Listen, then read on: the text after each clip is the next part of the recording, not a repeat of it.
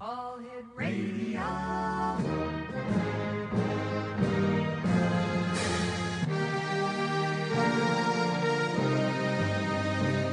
Welcome to the X Zone, a place where fact is fiction and fiction is reality. Now, here's your host, Rob McConnell. It's story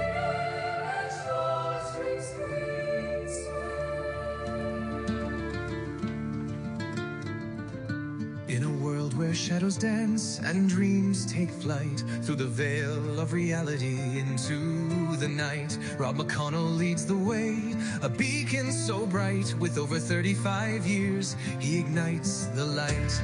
A voice from the north where whispers are bold, stories untold in the echoes of old. Fact meets fiction in this realm of delight, in the X Zone where dark turns to bright.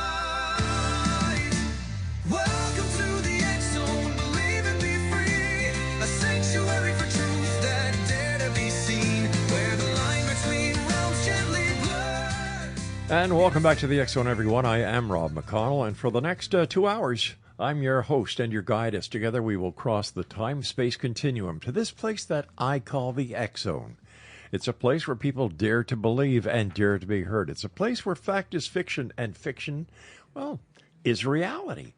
And we come to you Monday through Friday from 10 p.m. until midnight right here on the Talkstar Radio Network, Mutual Broadcast Network, CanCom Broadcast Network, and our good friends at your hometown radio, Classic 1220 CFAJ AM in St. Catharines, Ontario, Canada.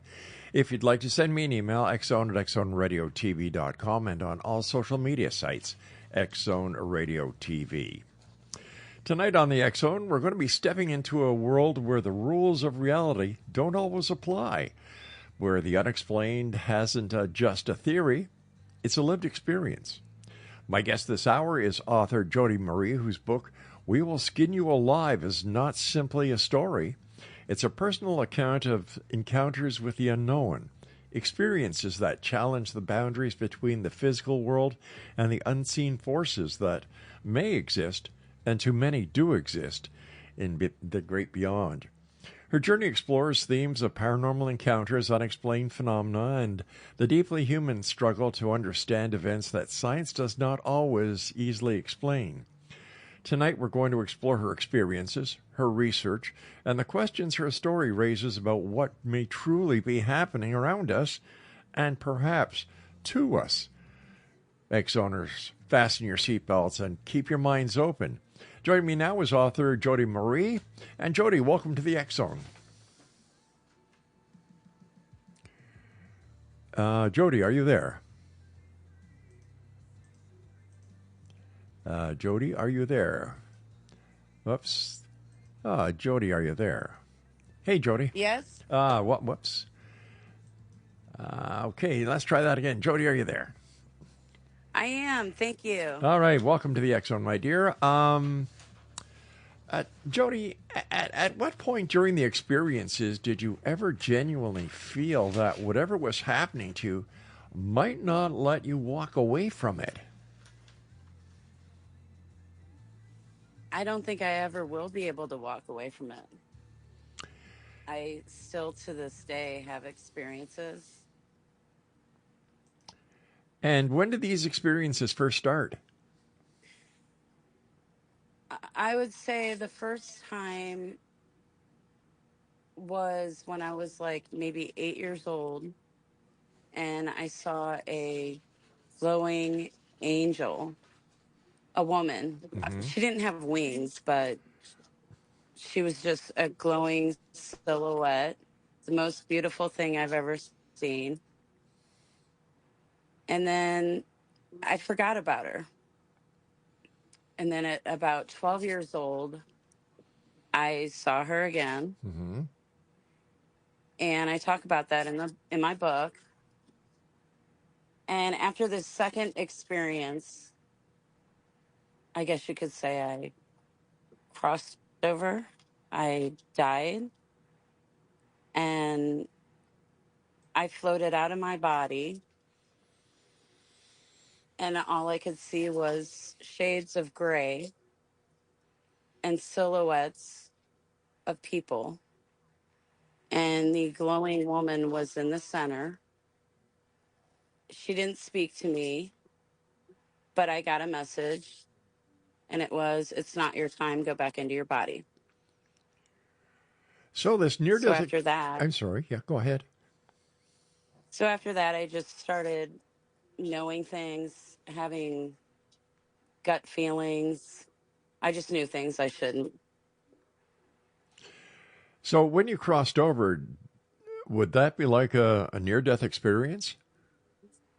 Yeah. And Um, what caused the near death experience? Did you have a heart attack or so you I were in an do go accident? into depth in my book, Hmm.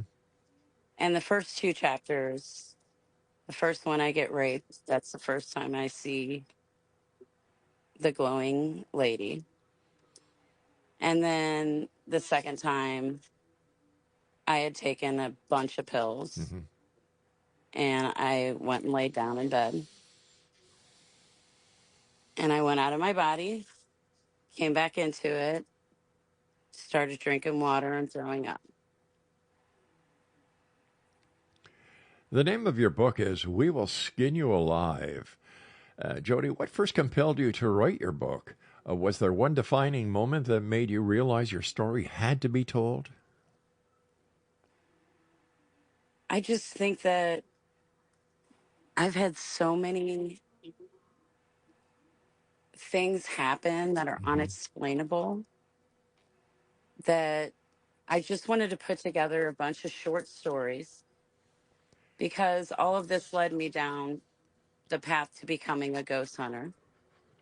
And so I went to a lot of locations Hmm. and collected a lot of evidence. I didn't do a show. I did it all personally for answers. And I just wanted to share things that don't make sense and to back it up with audio and video. I don't think a lot of other people who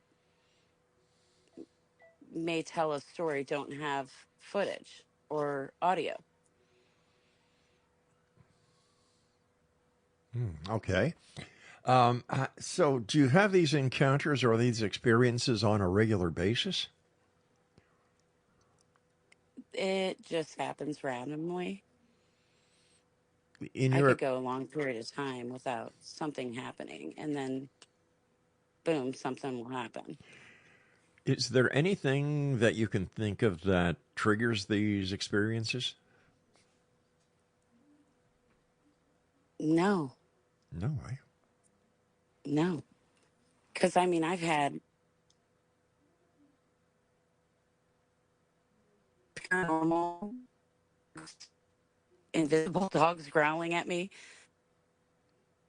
Um, I've seen a giant UFO Hmm. in St. Louis City. I was on a camping trip, and driving there, I lost several hours of missing time with my ex husband. I've just put myself after that kind of in situations, like I went and tried to hunt Bigfoot. Hmm.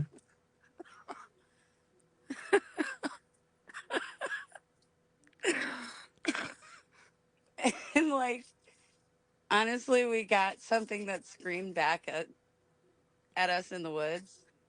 And I literally almost went number two in my pants, and I had to leave. So I will never hunt him again, but I love him so much. Are you talking about Bigfoot or your ex-husband here? Bigfoot. I Ah, got myself a real Bigfoot. I've got size 13, so I guess I've got big feet. Before your experiences began, you were telling us about the experiences you had, but you talked about a UFO sighting. Tell me about Yeah. that. It was just a normal spring day, Mm-hmm. and my aunt just had her daughter. So my oldest son, I'm not sure how old he was, but anywhere from 5 to 8. And we had gone to the hospital to meet my cousin, Mm-hmm. and we were coming back home. I lived in this duplex in St. Louis City that was very haunted. Um, and we were getting off Kings Highway exit off of 40, and there was a bunch of traffic. So I was just sitting, and I looked over. There were these like 4 families, like 8 of them. And there was this gigantic, it was like the length of those 8 buildings. And it was kind of cloaked where it was going in and out, where you could see it and you couldn't. Mm-hmm. And it was like dome, but it was long, and there were flashing lights spinning around the bottom of it, like really colorful. And I said to my son, do you see that? And he said, yeah. And I said, what do you see? And he said, I see a UFO. And so the traffic let up, and I just drove away. I was looking around confused, like, how could everybody not be seeing what I'm seeing? But it was a long time ago. So we had those flip phones. Mm-hmm. The cameras weren't good. Otherwise, I would have filmed it. We've got about 50 seconds before I have to go to my first break. During the time that you and your son observed the UFO, did you have any feelings that whoever were in the UFO knew you were watching, and do you think they tried to communicate with you? I don't feel that they were there for me, but Mm-hmm. possibly whatever was in those buildings, like maybe homeless people. Why do you say that? Why homeless people? I don't know. It's just the feeling I got. It was boarded up. They were all boarded up. Right. The area probably had a lot of drug use. But it's funny that you mentioned that, because when I told my father about my missing period of time, he told me that when he was like 18 years old, he pulled up to my grandpa's house and there was a UFO floating over the top of it. All right, we're going to have to take He's a cliffhanger here because I've got to take my break, so please stand by. all right, no problem. Exonation, our guest at this hour is our good friend Jodi Marie, and she's the author of a very interesting book, We Will Skin You Alive, and her website is wewillskinyoualive.com. I'm Rob McConnell. This is the X-Zone. Jodi and I return on the other side of this break, so whatever you do, don't go away. And you're listening to us on the X-Zone Broadcast Network, Talkstar Radio Network, CanCom Broadcast Network, and your hometown radio, streaming us around the world at classic1220.ca. Celestial encounter as the stars align, a tapestry of wonders woven through space and time from the void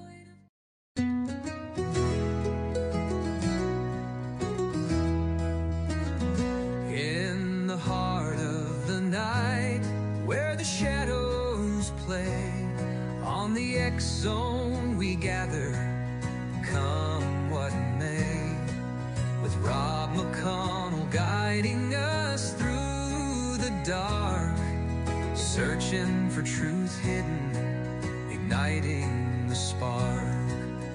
Whispers of spirits, both gentle and bold, tales of the ancients in the stories retold, from haunted old houses to the echoing halls, we seek the unknown where mystery calls. On the X-Zone Radio, where the truth finds a way, Welcome back, everyone. Jodi Marie is our special guest this hour, and her website is www. You ready for this? We will skin you alive.com.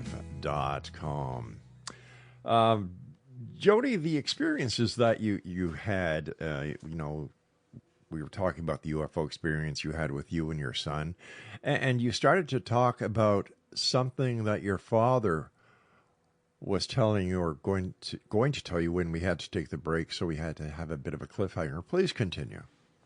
Okay. My father told me that when he was about 18 years old, he married my mom really young, so they moved out. And he pulled up to the house, and there was a UFO above the house. He said he sat in the driveway until it disappeared. And when he went inside, my grandpa was just sitting in his normal chair, didn't act like anything. And he was scared to tell his father he just saw that above the house. So he never mentioned it to him. He said he felt like maybe certain bloodlines are being watched. Mm-hmm. So it's funny because I grew up in an Irish family, and I was always darker hair, dark eyes. And so I was always the black sheep with my mom's family. Oh. And we always heard that my grandfather's family was Native American Indian. Mm-hmm. I just accepted it. I looked like it. So it was like, okay. But when all the DNA stuff came out, I went and I did a DNA on my father and me.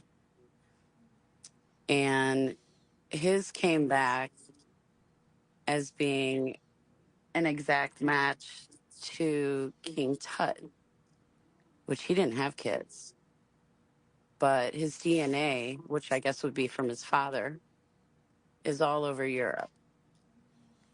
And we came back as 100% European. And we were shocked.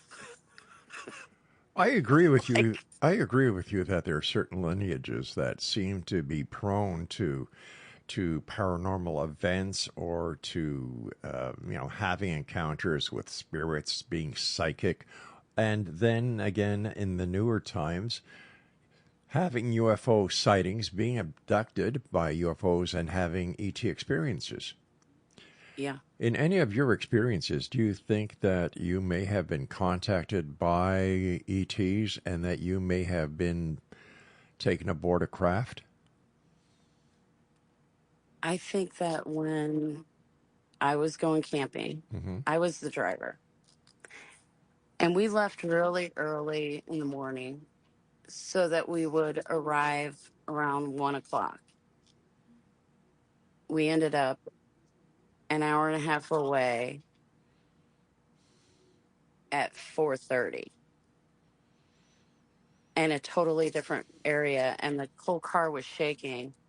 There was a bubble on the side of the tire, Mm-hmm. and I pulled up to a gas station, and I'm like, where are we? What? How is it 4:30? This guy just looked at us like, I don't know, like you're in Rolla, Missouri.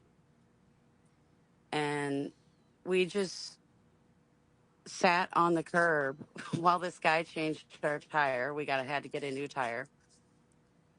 And we have no idea what happened to us.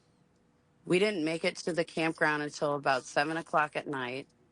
All of our friends were joking that we were abducted by aliens or a UFO. Mm-hmm.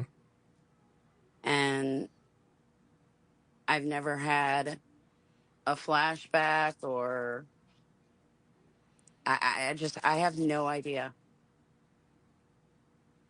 Just a blank. Was that the only time that this has happened to you? Yeah. How did you But feel? I've seen all kinds of stuff driving where I've seen white lights shoot across the sky and just disappear. Mm-hmm. And I look at the clock And then I keep driving, and about 5 minutes later, where I see light straight up in the air and disappear.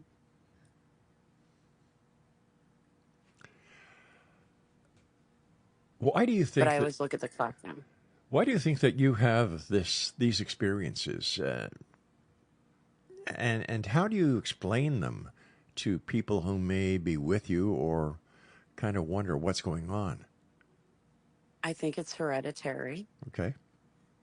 Because once I came out as a ghost hunter, my grandmother started telling me that my great grandmother was psychic and Ah. all of that. And when my oldest son was 3, I bought a duplex in St. Louis City. Mm-hmm. It was built in like 1904. And he started experiencing stuff. And it got really scary for him for a long time. And when he was about 12, he came to me and said, Mom, I think I know what's wrong with me. I need to go to the doctor. I'm schizophrenic. I said, No, you're not. I'll prove it to you. And so I bought a ghost hunting kit. I took a course to be a ghost hunter. And I bought a camera with night shot. Mm-hmm. I called a lady in Alton, Illinois, and told her my son's situation. And we went to Mineral Springs Haunted Hotel. And I didn't tell him anything about the location. I took him there, and within like 20 minutes, he came running to me and the owner and told us that a little girl died there. And she just asked him if she wanted to come and play with him. And the lady said, You're right. A little girl did die here. Would you like to go see where she passed away? And she took us to the indoor pool, and the little girl was having a birthday party, slipped, fell, and drowned in the pool. Oh, what a horrible story! And how does your son? Does your son still? Does he still see spirits? Does he still see ghosts, or has he, if you'll excuse the expression, grown out of that phase of life? I think that he will always be open. Mm-hmm. Because after we sold the duplex, we moved into another house. And the first night him and I spent the night there, I was hearing something walking around. Next morning, I said, I think something's here. He said, I think there's a man. And I said, I think you're right. And there was. And I got EVPs of just filming with my girlfriends and catching a man speaking to us on audio. And I had friends that would spend the night and they would see a shadow person. I just think if they're there, we'll kind of know.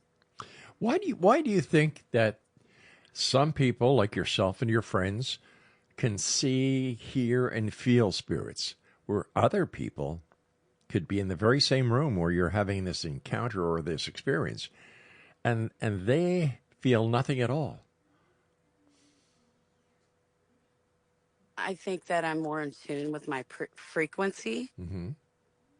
And like the name of my book, We Will Skin You Alive. I was at a ghost event that I was a part of. Mm-hmm. And I had to sit in this basement all night. And I felt nothing. But the last group that came in, something shifted. And so if you go into a haunted location and you close your eyes and you spread your frequency out, you can feel something come into it. All right. Would you mind if we played what you heard at that Yes. place in the basement? Yes. All right. Exonation, this is an audio clip that Jodi sent us yesterday. And what we've done is we've taken several clips and kind of put them together so you'll understand what the spirit or the voice that was coming through the electronic piece of equipment that Jodi had. And she'll explain all this to us after the next break. This is why her book is called We Will Skin You Alive. This is what was coming out of the box. We will skin you alive. We will skin you alive. We will skin you alive. We will skin you alive. I'll play that one more time for you, Exonation. We will skin you alive. We will skin you alive. We will skin you alive. We will skin you alive. Jodi, how do you feel when you still hear that voice? I think it's amazing because I felt it. How do other people feel when they hear it? Scared. Do you know anything about the person who was trying to communicate with you? That actually said what, let me see, we will skin you alive? So I was sitting in that basement all night. I felt nothing. Jodi, why don't we do this? Once again, I've got to take a break. Okay. When we come back, we'll continue this with our guest Exonation, Jodi Marie. She is the author of We Will Skin You Alive, and she's the young lady who recorded that track that we were playing. That keeps on saying, we will skin you alive. The voice said it once, but what we did was we clipped it together so that you'd be hearing it more than once, and you could get a better feel for what it sounded like and what the unexplained and the paranormal may sound like. This is the X-Zone. I'm Rob McConnell. We'll be back on the other side of this break as we continue right here from our broadcast center and studios in St. Catharines, Ontario, Canada, on the Talkstar Radio Network, Mutual Broadcast Network, CanCom Broadcast Network, and of course on our good friends here in St. Catharines on your hometown radio, Classic 1220 CFAJ AM, who stream us around the world on classic1220.ca. My name's Rob McConnell. Jodi and I return after this break. Don't go away.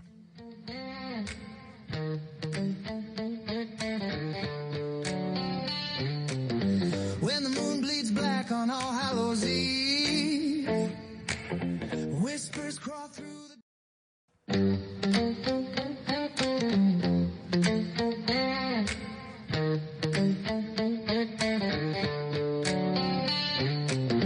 When the moon bleeds black on All Hallows Eve, whispers crawl through the dead oak leaves, candles flicker in the graveyard's bread,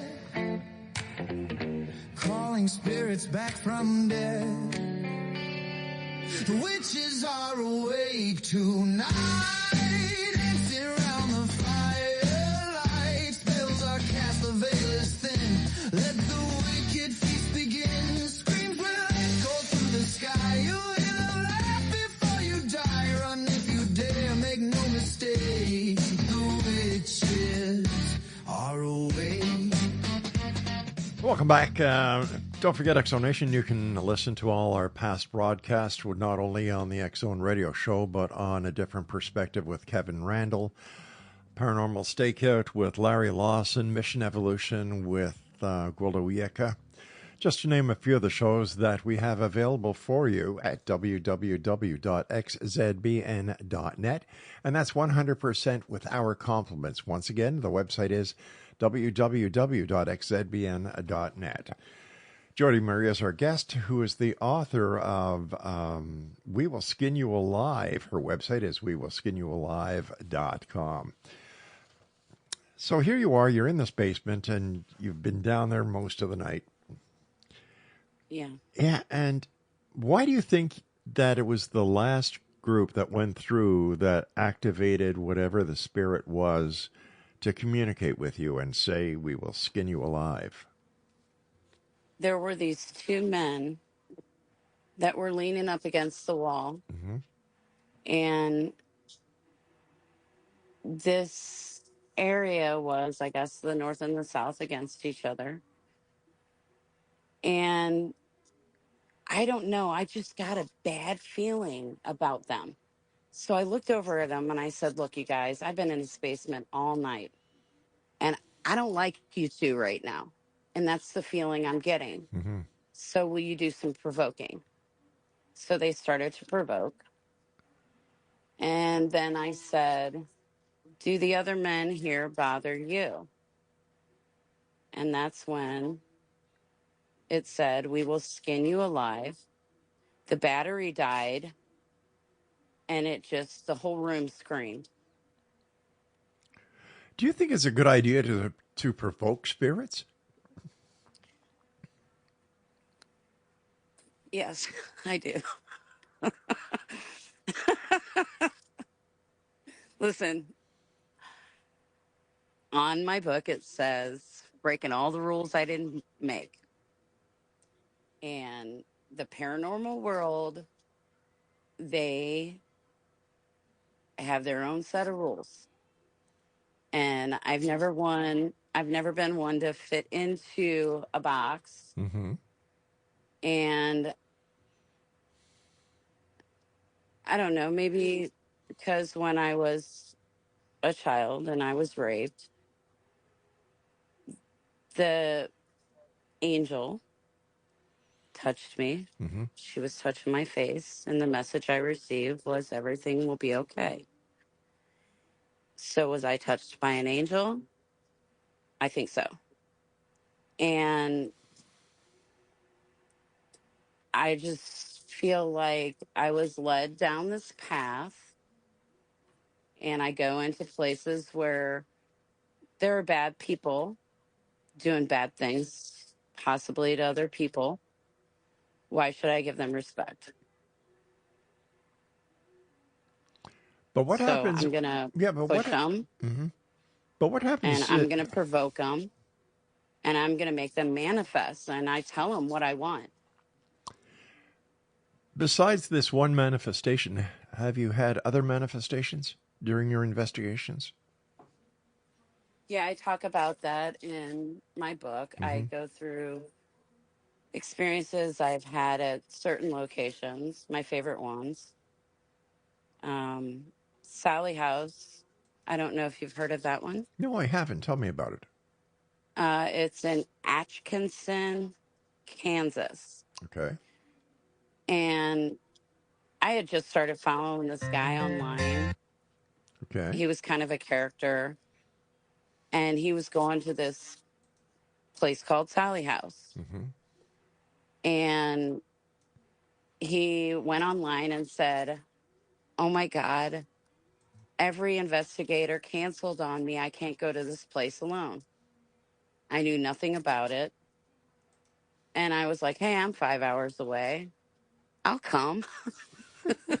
So I go and I get there and the guy takes me on this tour and we go down in the basement and I just had this bad feeling about the water heater. I don't know. It just bothered me. But then on the floor was painted a symbol of Beelzebub.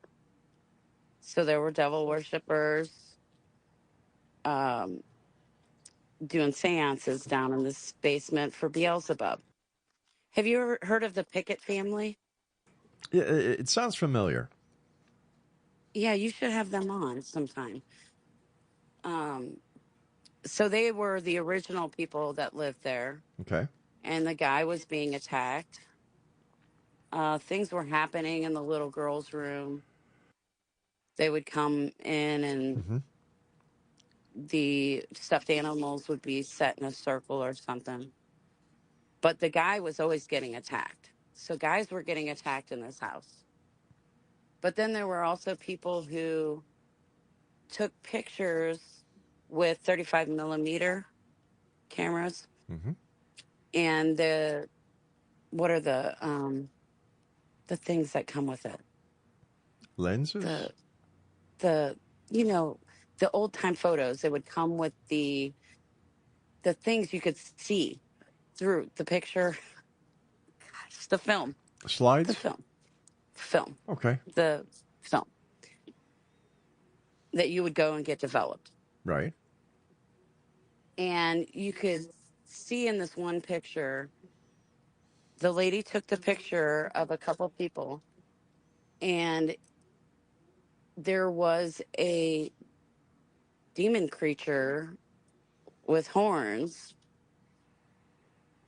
in both the film and the picture, in the reflection in the mirror or in the glass from the window.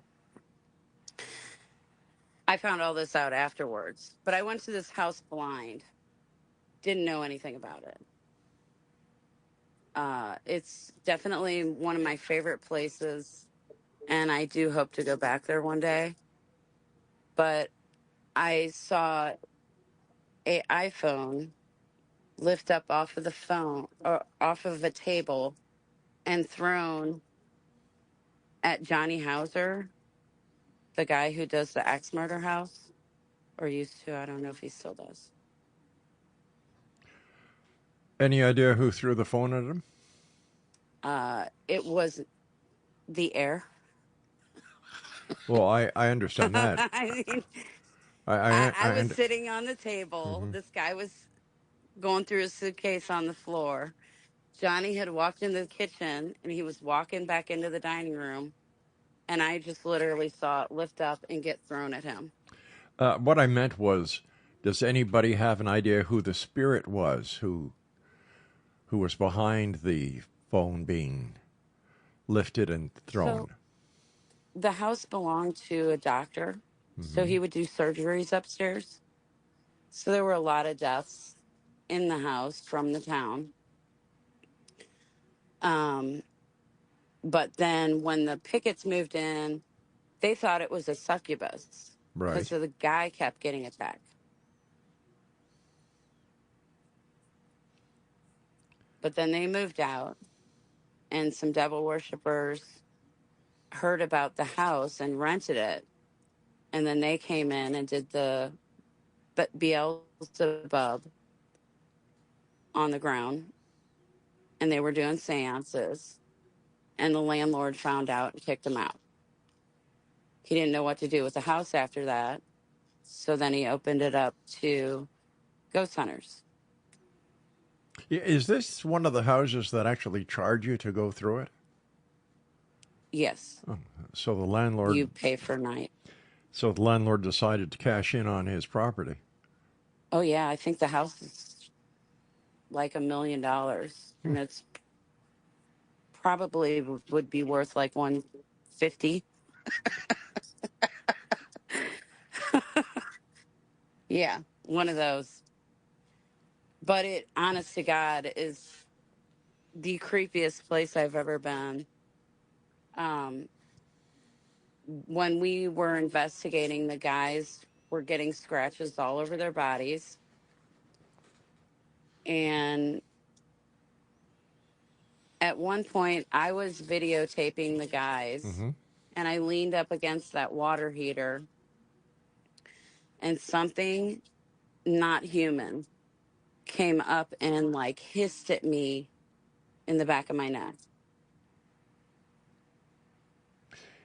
Since you were leaning against the water heater, is it possible that it was something within the water heater that needed to release some pressure, and that's No what you way. heard? No? No, this was like a hiss. It was very evil. Like it wanted to hurt me, but it couldn't. When you go on these ghost hunts where it seems that you've got a knack for finding negative entities wherever you go. How do you protect yourself? Do you use any form of prayer? Do you use holy water? Do you use a silver bullet? I don't know. How do you protect yourself? My faith. that no matter what, I'm okay. But there have been times where I knew I could not proceed forward. I needed to stop. And then other people went forward and things happen. Strange indeed. Jodi, stand by. We've got to take our final break. In Exo Nation, if you'd like to find out more about Jodi's book, how you can get a copy, visit www.wewillskinyoualive.com. This is the X Zone. I'm Rob McConnell. Jodi and I will return on the other side of this break. So whatever you do, my friends, don't go away. We'll be right back. In the twilight glow where the shadows creep, in the quiet woods where secrets sleep, there's a tale that's told by the firelight's dance of a great wild spirit and a second chance. They say he's a giant with a heart so bold, covered in darkness with stories untold, a creature of legend from the tales of yore, known as Bigfoot, but he's so much more. Oh, Bigfoot, wanderer of the night, in the whispers of the pines, you're a fleeting sight, with your massive footsteps in the soft, cool earth. You're a symbol of mystery, of nature's rebirth.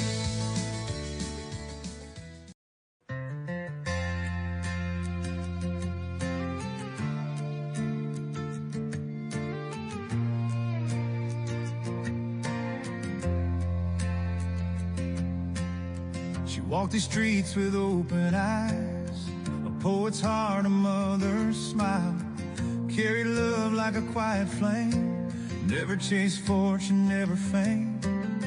She held her children, held her faith, wrote her truth on fragile days, a gentle soul in a restless land, trying hard to understand. They say fear, pull the trigger tight, but fear don't own the truth, alright.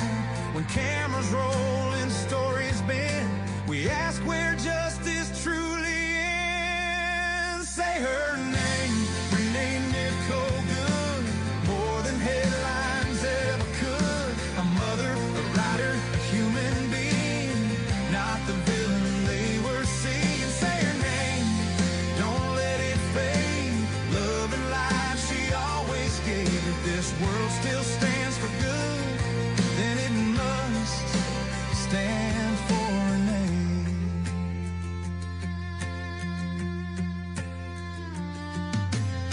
She wasn't there to raise a fist, she stood to watch, to bear witness. A legal line, a careful step, believing laws were promises kept.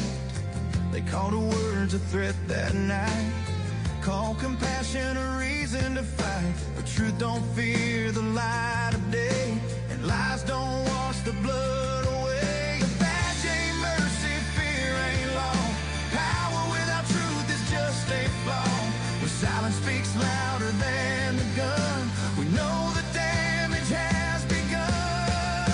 Say her name, Renee Nicole Good. She lived her life the best she could. A daughter, a sister, a guiding star, taken much too soon to fall. Say her name, let justice rise from Minneapolis to open skies. If love still means the way it should, then it must stand for a name. She wrote poems about fragile things, about life before the breaking. Now her words belong to us, a borrowed voice we must trust. For every child who asked why, for every tear that fills the sky, her story's not just how she died, but how she lived, how she tried. And say her name, Renee Nicole Good, carve it into the common good. not as anger, not as blame, but truth that justice must reclaim. Say her name, don't turn away. Love is stronger than the spray. If this nation still is what it stood, then it must stand for a name. Rest now, poet, mother, friend. Your words still walk where yours can end. In every voice that dares to say justice lives. Remember her name.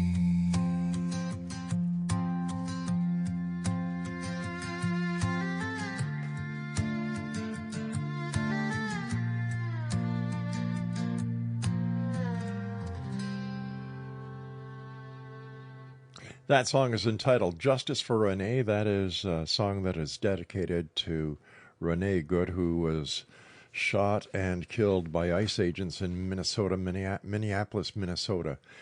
We've also done a song for Alex Preddy, and all these songs that you hear on our show are created and produced, written by us. So if you'd like to get copies of our CDs, or if you'd like to just get separate cuts, send me an email, admin@rel-mar.com or xzone@xzoneradiotv.com, and we'll get all the information out to you as soon as we can. Our guest this hour is Jodi Marie, and she is the author of We Will Skin You Alive. First of all, Jodi, thanks very much for joining us tonight and sharing these experiences with us. Tell us how you conduct a paranormal investigation. I mean, it depends. If I'm Okay. renting out a location, other people, we are just there to collect evidence. If I'm going into a private location, obviously that's going to be held very different. What kind of equipment do you use? Are you part of a team, or are you a solo investigator, first of all? I had a team. We Okay. were very hated. You were what? We had the group Paranormal Hot Squad. Okay. I found other You're breaking up on us. experiences. Your telephone is breaking up on us, Jodi. We're having problems hearing you over here. Okay. All right, let's try that again. Is this better? Yes, much better. Thank you. Okay. So I had created the group Paranormal Hot Squad because I had a lot of women interested that were reaching out to me. And so we started a group, and we would just go and travel around and do our own thing and make our own little movies. And we would go and do events, and people didn't like us because we weren't necessarily trying to get TV shows. We were just doing our own thing. So, what were you doing that was different than the other paranormal investigators were doing in order for them not to like you? You sound like a nice person. Well,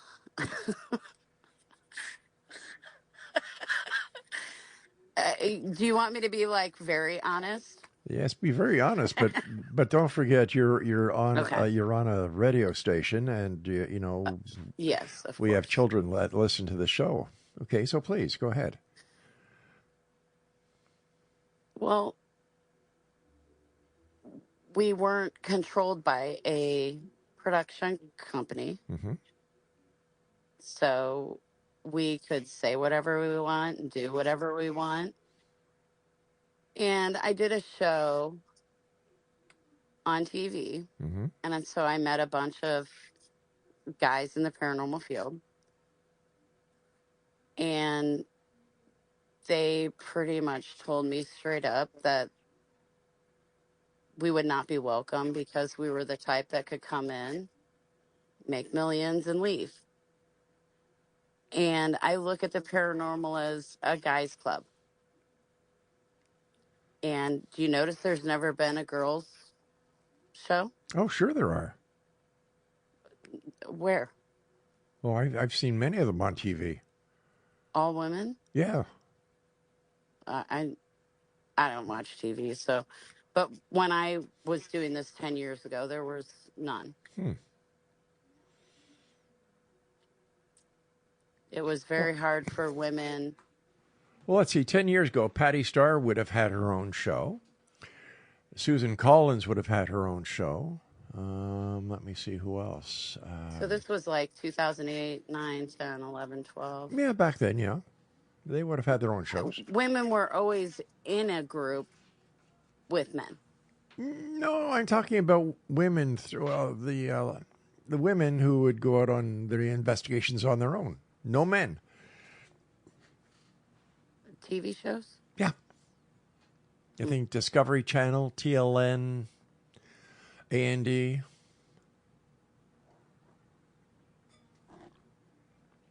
Anyway, they just didn't like you because you were women.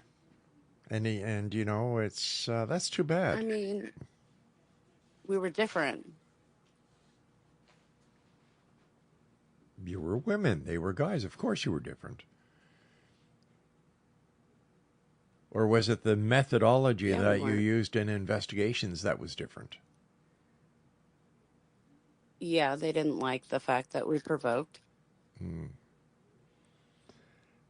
But why did you find it necessary to provoke? That's when I got my best evidence. So what did you do with the evidence that you were able to get? What did I do with it? Yeah. I have it out on a platform on YouTube. Oh, okay. All right. No, yeah, that's, that's good because anybody who wants to hear or see the evidence that you were able to acquire can go and watch it, right? Or listen to it. Yeah. Yeah, that's great. They can. That's great. So what are your plans for the future? Tell me, are you going to be writing more books? I did think about writing another one. Mm-hmm. About a stalker. Okay. I have to ask you on this. I don't think it will be a real book, but real with imaginary. Real with imaginary. But I have not started it yet. Okay.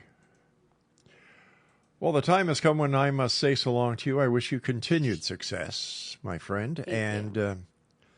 When you get your next book out, give me a shout. We'll have you back on. Thank you very much. You have a nice This evening has been now. Wonderful.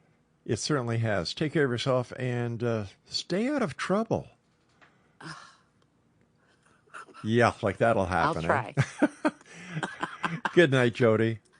Good night. Take care of yourself now. And Exonation, my guest this hour was Jodi Marie.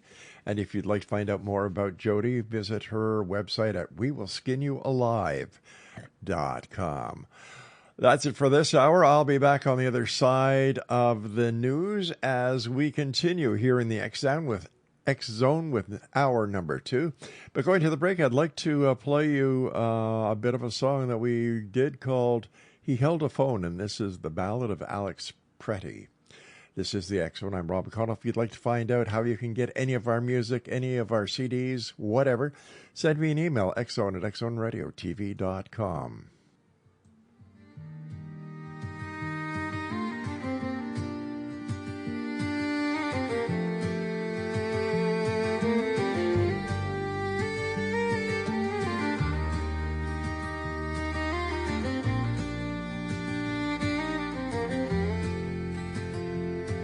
In the bitter Minneapolis cold, where snow and winter meet, Alex Pretty walked with open hands to stand beside the weak. a nurse who spent his life to help care for those in need. Not a soldier, not a threat, just trying to do good deeds. They called him names, they made their claims before the truth was known. But when the camera's on his side, Alex Pretty held a phone. He held a phone, not a gun, and just with every breath he drew, he meant to help, to calm the fear, not start a fight he never knew. They shot him down in daylight's glare, and now the streets won't